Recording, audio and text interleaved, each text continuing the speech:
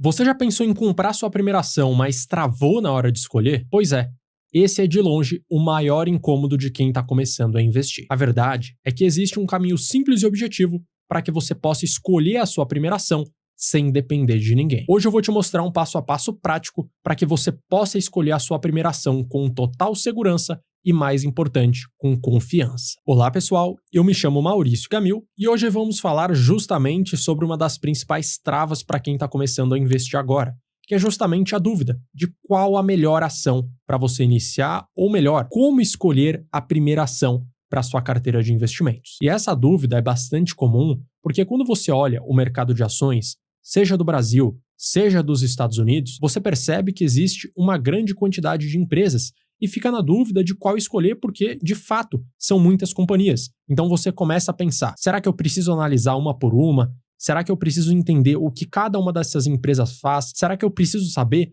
todos aqueles indicadores, PL, PVP, margem líquida para cada uma dessas empresas? E a verdade é que você não precisa fazer nada disso quando você tem um método de investimentos claro, que vai aplicar esses filtros para você e automaticamente vai te dizer as melhores ações para investir. Mas é claro que você não pode querer seguir qualquer tipo de método. É importante você, primeiramente, seguir um método de investimentos totalmente objetivo, que utiliza apenas critérios claros para escolher aquelas ações. Você precisa também seguir um método que tem comprovação histórica, que você coloca do lado dos principais índices de mercado e consegue superar eles na rentabilidade. Por fim, que é justamente esse último item que é o mais importante de todos.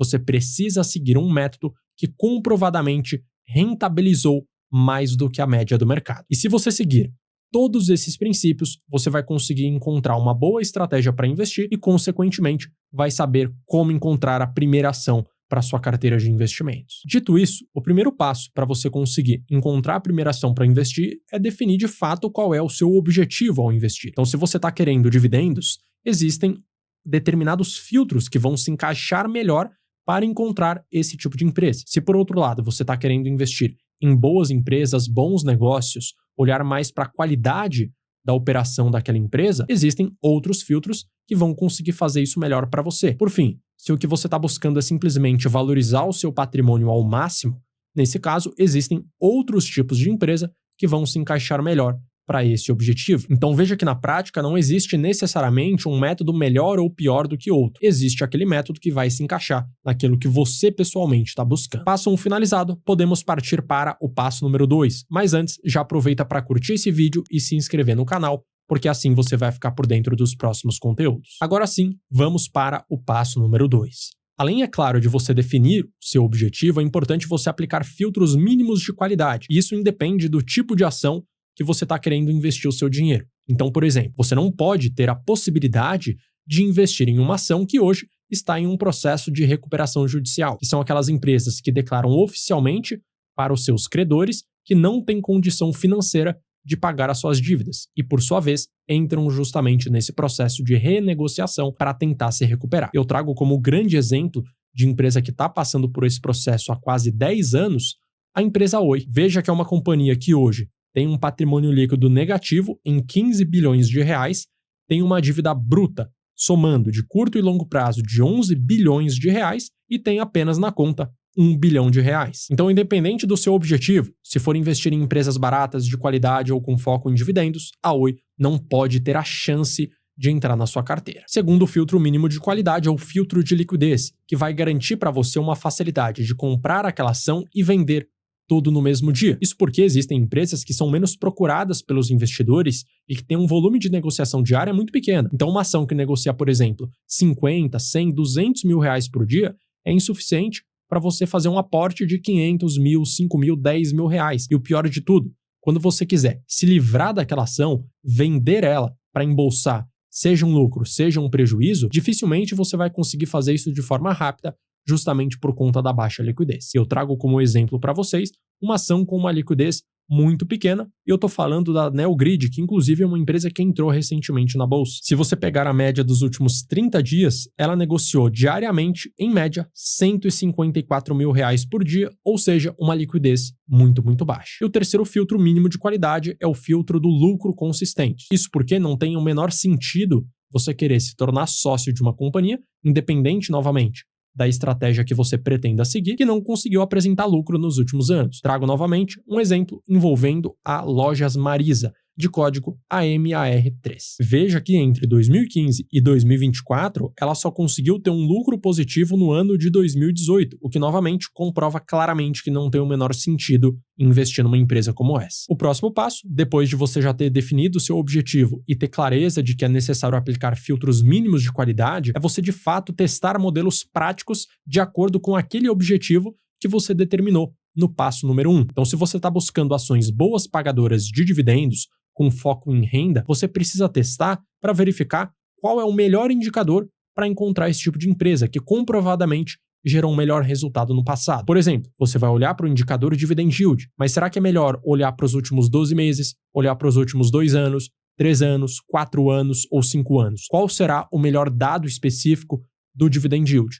Para ter essa resposta, só testando. Agora você quer pegar empresas de qualidade. Qual o melhor indicador? O ROI, o ROIC ou a margem líquida? Por fim, se você está querendo empresas com foco em valorização, você vai estar buscando por ações consideradas baratas. E qual que é o melhor indicador para selecionar esse tipo de empresa? Qual que historicamente gerou o melhor resultado? O PL, o PVP, o EV/EBIT, ou será que é uma união de todos esses dados? Então esse terceiro passo é justamente você testar na prática, testar os modelos para efetivamente comparar um com o outro e ver de fato o que gerou o melhor resultado. O quarto passo é justamente um exemplo prático do passo anterior, mostrando para você exemplos de alguns testes que eu já realizei. Pega, por exemplo, o histórico de empresas boas pagadoras de dividendos entre janeiro de 2013 a janeiro de 2024. Se você tivesse investido num conjunto de ações com as maiores médias do indicador dividend yield de 3 anos, você teria alcançado uma rentabilidade de 14,2 ao ano. Ao mesmo tempo, se você tivesse olhado para uma média um pouco maior, de 4 anos, você teria uma rentabilidade também superior, 15,5 ao ano. Então, claramente, olhar para a média do dividend yield dos últimos 4 anos rendeu mais do que olhar para a média dos últimos 3 anos. E se você está buscando empresas boas pagadoras de dividendos, esse é o melhor dado para ser utilizado. Agora, é claro, esses indicadores foram testados partindo do princípio que você quer buscar renda passiva. Agora, se você está buscando máxima valorização, qual será o melhor tipo de empresa? Ações baratas, ações de crescimento ou um outro tipo de companhia? E eu trago agora para vocês um estudo que comprova qual o melhor tipo de empresa para quem está buscando a máxima valorização. Esse estudo foi realizado na Bolsa Americana entre dezembro de 1927 e março de 2020. E veja que no período completo, quem investiu $1 inicialmente, em 2020, conseguiu ter $2.922 caso tenha investido num conjunto de ações de crescimento.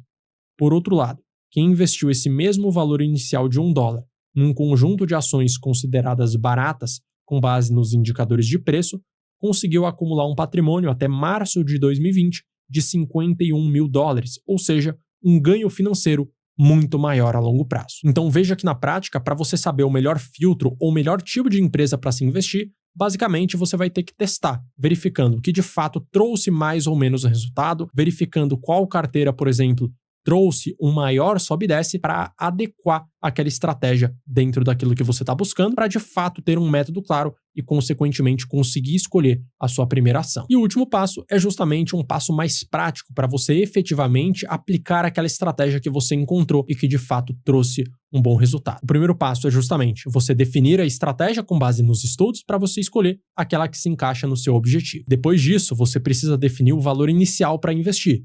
5 mil, 10 mil, 50 mil reais, 500 reais, 100 reais, basta você definir de acordo com a sua realidade. Depois disso, você precisa montar um plano financeiro para investir mensalmente, afinal de contas, não adianta você colocar dinheiro no início, sendo que ao longo do caminho você não vai colocar nada. Então você começa com, por exemplo, 1.000, 2.000, 5.000, 10.000 e todo mês você investe 200, 300, 400, 500 reais ou valores maiores. Eu vou trazer um exemplo prático para vocês. Vamos supor que você comece a investir R$1.000, todos os meses você invista também R$1.000, considerando uma taxa de 15,5 ao ano, que é justamente a rentabilidade histórica da estratégia de dividendos que eu te apresentei, que pega a média do dividend yield dos últimos 4 anos, ao longo de um período de 20 anos. Considerando todos esses dados, você vai conseguir acumular um patrimônio de R$1,4 milhões.